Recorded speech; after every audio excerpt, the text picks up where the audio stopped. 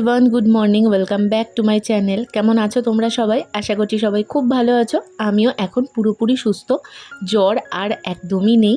তো আমিও বেশ ভালো আছি। সকালবেলা উঠে প্রথমেই জানলা টানলাগুলো খুলে একটুখানি জানলার সামনে বসে দেখছিলাম, বাইরে বেশ সুন্দর মেঘমেঘ করেছে আর বেশ কিন্তু ঠান্ডা হাওয়া দিচ্ছে। বহরমপুরে আসার পর থেকে এখনও অবধি একটা দিনও বৃষ্টি হয়নি। সব জায়গাতেই দেখছি বৃষ্টি হচ্ছে আর আমি চাতক পাখির মতন তাকিয়ে আছি আমাদের এদিকে কবে হবে। তবে আজকে মনে হচ্ছে সেই অপেক্ষার আমার অবসান হবে। সেই জন্যই একটু বাইরের ওয়েদারটা তাকিয়ে তাকিয়ে দেখছিলাম। তারপর ভাবলাম খাটটা গুছিয়ে নিই, এটা তো আমার প্রত্যেক দিনের কাজ এ বাড়িতে। তবে মা মুখের সামনে দিয়ে গেল গরম চা, সেটা রেখে দিয়ে কাজ করতে মন চাইলো না, কারণ সাথে আমার পছন্দের বিস্কুট। এই বিস্কুটটা কার কার পছন্দের অবশ্যই আমাকে জানিও। আর এই পর্যায়ে তোমরা আমার কোলে দেখতে পাচ্ছ একটা কুশন, অবশ্যই তোমাদের সাথে শেয়ার করব, নতুন কিনেছি এই জিনিসগুলো। তবে চলো তার আগে চটপট করে চাটা খেয়ে নিই, একটু নিজের মতন টাইম কাটাই। তারপরে বাকি ভিডিও তো পড়েই আছে, অনেক গল্প আড্ডা অবশ্যই হবে। গত 2-3 দিন ধরে আমার মনটা একটু খারাপ, মাথার মধ্যে বেশ কিছু চিন্তাভাবনা একসঙ্গে চলছে। তবে জানো তো, জীবনে সব প্রশ্নের উত্তর না খুঁজে পাওয়া যায় না। কিছু মানুষ আমাদের সঙ্গে কিছু ব্যবহার করে, তবে সেগুলো কেন করে তার উত্তর আমরা যতই খোঁজার চেষ্টা করি বা নিজের দিক থেকে যতই সেই ব্যবহারগুলোকে শুধরে একটা ঠিকঠাক সম্পর্ক রাখার চেষ্টা করি না কেন, তবে ওই যে বলে সম্পর্ক কিন্তু একতরফা কখনো হয় না। দুটো মানুষের সমান এফর্ট লাগে। তুমি যতই চাও না কেন, সামনের মানুষটার চিন্তাভাবনা তোমার প্রতি কী, সেটা কিন্তু অনেকখানি তার মনোবৃত্তির ওপরও নির্ভর করে। লাইফে সব সিচুয়েশান কাউকে বলে বোঝানো যায় না, কিছু কিছু জিনিস সময় পরিস্থিতির ওপরও ছেড়ে দিতে হয়। সেরকমই একটা পরিস্থিতির মধ্যে দিয়েই যাচ্ছি বলতে পারো। Good morning. বেশ অনেকটা টাইম বাদে তোমাদের সাথে কথা হচ্ছে। সকাল থেকে তো টুকটাক যা যা কাজ ছিল সেগুলো করছিলাম, কিন্তু এই বিছানাটা গোছা থেকে আমার মনে পড়লো এই কুশনগুলো এসেছিলো যেগুলো আমার তোমাদের সাথে শেয়ার করা হয়নি।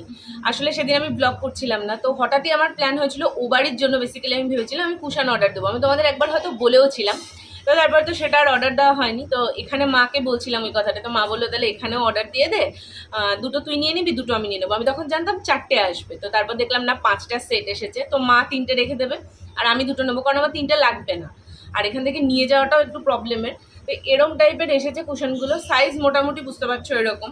আর এর মেটেরিয়ালটা কীরকম বলো তো, দেখবে মোড় বা এই সমস্ত বিশাল এইখানগুলোতে, যে বিশাল না মোড়, তারপরে আরও এই সমস্ত জায়গাগুলোতে দেখবে এক ধরনের ব্যাগ দেয়। তো ওই ব্যাগের যে কাপড়টা হয় সেই, তোমরা বুঝতে পারছো কিনা আমি জানি না, একদম পাতলা একটা সেলাই করা আছে, খুব যে আহামরি কোয়ালিটি সেরকম না। এবার দেখো 286 টাকায় 5টা কুশন, এর থেকে বেটার আর কি এক্সপেক্ট করবো। হ্যাঁ, তবে এই সেলাইটা না ছিঁড়ে যাওয়ার চান্সেস খুব বেশি। এবার এটা যদি আমি ভেবেছিলাম আর একবার করে সেলাই করব, সেক্ষেত্রে এটা ফেসে যেতে পারে, কারণ ব্যাগের কাপড়গুলো দেখবে এরকম টানলে না ছিঁড়ে যায়। তো আমি ভেবেছি দরকার নেই, এগুলোকে মানে কুশন কভার পরিয়ে রাখি। আর এরপর যখন চেঞ্জ করা হবে কুশন কভার, তখন আমি মাকে বলেছি কভারগুলো চেঞ্জ করবে না, ওটার ওপর দিয়ে পরাবে, তাহলে একটা এক্সট্রা লেয়ার থাকলো, নষ্ট হবে না জিনিসটা। তো এরকম 5টা কুশন এসেছে আর কভার পরিয়ে জিনিসগুলো এরকম দেখতে। অ্যাকচুয়ালি এক সেকেন্ড, ইয়েলোর মধ্যে এরকম দুটো ছিল, দুটো আছে এরকম এই কালারটায়, যেটার মধ্যে আমি একটা এখনো পরাইনি। এই দুটো আমি ও বাড়িতে নিয়ে যাব, ইয়েলোগুলো এই বাড়িতে থাকবে, কারণ এই পর্দাটার সাথে কন্ট্রাস্ট করে ইয়েলোটা ভাল লাগবে। মানে এটার সঙ্গে যদি এটা রেখে দিই সেম সেম হয়ে যাবে, জিনিসটা দেখতে ভাল লাগবে না। আর একটা এরকম রয়েছে, মানে পর্দাটাতে যেহেতু এই কালারটা বেশি আর তার মধ্যে হালকা ইয়েলো রয়েছে, ওই জন্য কুশনগুলো ইয়েলো রাখলাম, তার সাথে এটা জাস্ট একটা থাকবে। তো মার কাছে থাকছে এই 3টে, দেখতে দেখো বেশ ভাল লাগবে। এই 3টে থাকবে মার কাছে, আর এই দুটো আমি নিয়ে যাব। এটা একটা, আর এটাতে তো আমি এখনো পরাইনি। এটার মেটেরিয়ালটাও বেশ ভালো, এটাও আমি মিশো থেকে নিয়েছি। এটা পড়েছে কত, 186 কি 200-র মধ্যে, আমার ঠিক খেয়াল নেই। অনেকটা মানে সিনথেটিক, এটা কিন্তু মানে কটন না। আর সিনথেটিকই আমি নিয়েছি, কারণ কটন হলে কি বলো তো, কাচলে একবার একদম মেড়মেড়ে হয়ে যায়, তো সেই জন্য নিয়েছি। আমার আসলে বিশালে না একটা কুশন হেভি পছন্দ হয়েছিল, কীরকম বলবো, অ্যানিমাল প্রিন্ট ছিল, লেপার্ড প্রিন্টের মধ্যে ছিল, 99 দেখাচ্ছিল, তো ওগুলো বেশ ভাল লাগছিলো। আর একটা আমার কভার খুব ভাল লাগছিলো, সেগুলো ইয়েতেই দেখেছি, মিশোতেই দেখেছি, তবে এখন নেব না। ওই কভারটার দাম প্রায় 300 টাকার কাছাকাছি। পরে আস্তে আস্তে এটা থাকুক, পরে আস্তে আস্তে চেঞ্জ করে ওটা নেওয়া যাবে, এটাই আর কি ভেবেছি। তো তোমাদের সামনে এই কভারটাও আমি পরিয়ে নিলাম। আমি ভাবছি, মা আমাকে বারবার ভয় দেখাচ্ছিল যে এটার মাপটা ঠিকঠাক হবে তো, মানে কভারগুলো ছোট বড় হয়ে যাবে কিনা। আর পেছন দিকে এরকম চেন আছে, তো দেখলাম না ঠিকঠাকই হয়েছে, কোনো অসুবিধে হয়নি। তো এই সেটটা নিয়েছি, কেমন হয়েছে অবশ্যই কমেন্টে জানিও। আমি এই দুটো নিয়ে যাব। মিশো থেকে মার জন্য তেলের যে বোতল দুটো কিনেছিলাম তার মধ্যে একটা প্রথম থেকেই একটু ঢাকনাটা ভাঙা মতন এসেছিলো, তো সেই জন্য ওটাকে রিটার্নে বসিয়ে দিয়েছিলাম, মানে এক্সচেঞ্জে বসিয়েছিলাম। তো আজকেই সেটা দিয়ে গেল। আর আমি দাদাটাকে কিন্তু পরিষ্কারভাবেই বলেছিলাম যে আমাদের তেলের বোতলটায় তেল ঢালা হয়েছে, কারণ আমরা খেয়াল করেছিলাম না প্রথমে। তো দাদাটা শুনে বলল কোনো অসুবিধা নেই, এক্সচেঞ্জ হয়ে যাবে। তো সেই জন্য এখানে এক্সচেঞ্জ করে দিয়ে গেছে। আর এই যে নতুনটা সেটা খুলে এখন মা দেখে নিচ্ছে এটা ঠিকঠাক আছে কিনা, কারণ এরপর আর এক্সচেঞ্জ হবে না। আর এই বোতল দুটো কিন্তু 1 লিটারের। প্রথমবার যখন কিনেছিলাম তখন তো তোমাদের সাথে আলাদাভাবে শেয়ার করা হয়েছিল না, তাই এইবার শেয়ার করে দিলাম। আর এদিকে দেখো রান্নার জন্য সমস্ত কিছু কাটাকাটি কমপ্লিট। এদিকে আলুগুলো মা সেদ্ধ করতে দিচ্ছে। যা সেদ্ধর কাজ বা ভাত এগুলো কিন্তু আমাদের ইন্ডাকশানেই হয়। এতে করে জানো তো গ্যাসটাও অনেকটাই কম পড়ে, আর এদিক দিয়ে কিন্তু আমরা সেভিংসটাও করতে পারি। আমাদের আগে একটা গ্যাস 1.5 মাস মতন যেত, কিন্তু এখন এই ইন্ডাকশানে ভাত, চা, তারপর আলু সেদ্ধ এই সমস্তগুলো করার পর থেকে না একটা গ্যাস প্রায় 2.5 থেকে 3 মাস যায়। আর ইলেকট্রিক বিলটাও যে এমন কিছু বেশি আসে সেটাও কিন্তু না। তো বাবার তো কাজটা এমনি একটু সুবিধার মধ্যে দিয়েই চলে, সেক্ষেত্রে কিন্তু এটা একটা বড় সুবিধে হয়েছে। আর এদিকে মা নিয়ে এসেছিলো ছানার বড়া। এখানে বেশ সুন্দর এরমভাবে ছানার বড়া ভাজা পাওয়া যায়, সেটাকে একটু গরম জলে না দিয়ে দিলে না ভালো লাগে না, মানে ভেতরটা অবধি ঝোলটা ঢোকে না। সেই জন্য একটুখানি জাস্ট 1 মিনিট মতন গরম জলে চুবিয়ে রেখেছিলাম। আর এরপর এদিকে আমি রান্নাটাও শুরু করে দিলাম। হবে আজকে পটল ভাজা, তার সাথে হবে ওই তো দেখলে ছানার বড়ার তরকারি, আর হবে লাল শাক।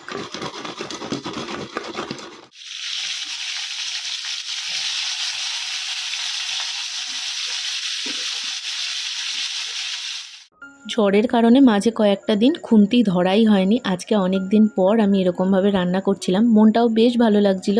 আর এদিকে দেখো পটল ভাজা হয়ে গেছে, এরপর লাল শাকটা চাপিয়ে দেবো। আর মার এখনও শরীরটা পুরোপুরি সুস্থ হয়নি, সেই জন্য মাকে বললাম রান্নাগুলো আমিই করছি।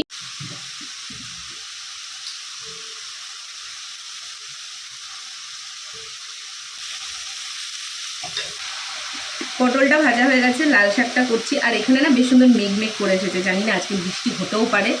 মা বলছে আকাশের দিকে তাকাবি না, আকাশের দিকে তাকালে বৃষ্টি হবে না। আমি সেটাই হচ্ছে ব্যাপার। বেশ ঠান্ডা ঠান্ডা হাওয়া দিচ্ছে, মানে ফ্যানটা অফ করে রেখেছি, অসুবিধে হচ্ছে না।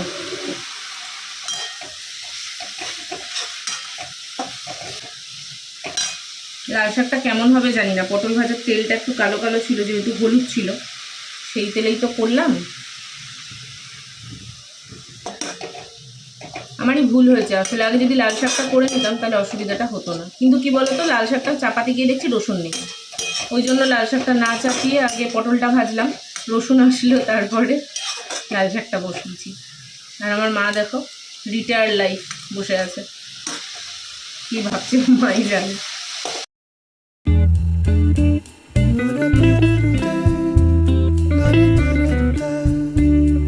আগের একটা ব্লগে তোমাদের আমি এই কিচেনের একটা দেখিয়েছিলাম, তো এটা এরকমভাবে গ্যাসের পাশে রাখা হয়েছে, আর মশলার কোটোগুলো কিন্তু এখানে রাখা হয়েছে। এতে করে সুবিধা হয়েছে কি বলতো, মাকে উঠে উঠে তাক থেকে আর মশলার কোটো পারতে হয় না। মার তো পেটের প্রবলেম, তো পেটের চাপটাও কম পড়ে। একটু যদি সুস্থ রাখা যায় তারই চেষ্টা আর কি।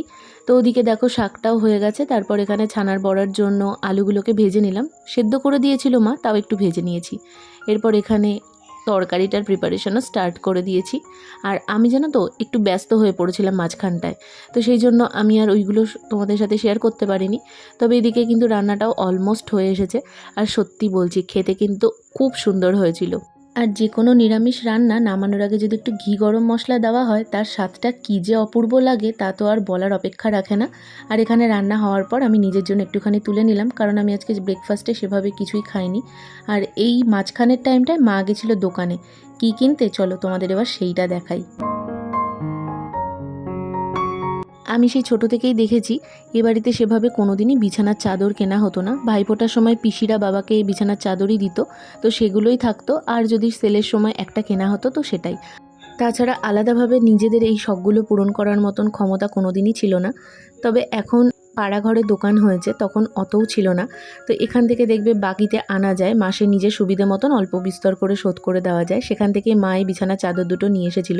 আর এ বাড়িতে বিছানার চাদরের এই একটা প্রবলেমের জন্যই আমার এই বিছানার চাদর কেনার শখটা এত বেশি। বিয়ের পর থেকে তো তোমরা দেখেইছো আমি প্রচুর বিছানার চাদর কিনি, আর আমার বেশ ভালো লাগে পাল্টে পাল্টে চাদর পাততে। এখানটা করে এখন আলমারিটাকে গুছিয়ে রাখবো, কারণ খাটের ওপর দেখতেই পাচ্ছ কত কিছু জড়ো হয়েছে, আর এইরকম অগোছালো দেখলে না আরও বেশি অস্থির লাগে। আর নতুন জিনিস আমি না একদমই তুলে রাখতে পারি না, আমার মনে হয় কতক্ষণে সেটা ব্যবহার করব। ওই যে বলে না, যা দেবে অঙ্গে তাই যাবে সঙ্গে, নিঃশ্বাসের কি বিশ্বাস বলো তো। সেই জন্য আমি ভেবেছি আজকে বিকালবেলাতেই চাদরটা তুলে পাল্টে দেবো, কি জানি কাল যদি আমি না থাকি।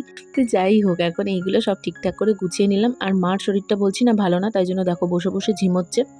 আসলে কি বলো তো, দেখতে দেখতে মাদেরও কেমন বয়স হয়ে গেল তাই না, ভাবলে বড্ড কষ্ট হয় জানো তো। যখন মার দিকে তাকাই, হাতের চামড়াগুলো দেখি গুটিয়ে গুটিয়ে যাচ্ছে, এত কষ্ট হয় আমার ভেতরটা জাস্ট ফেটে যায় গো। কি বলবো বলো, এগুলো তো হবেই সময়ের সাথে সাথে।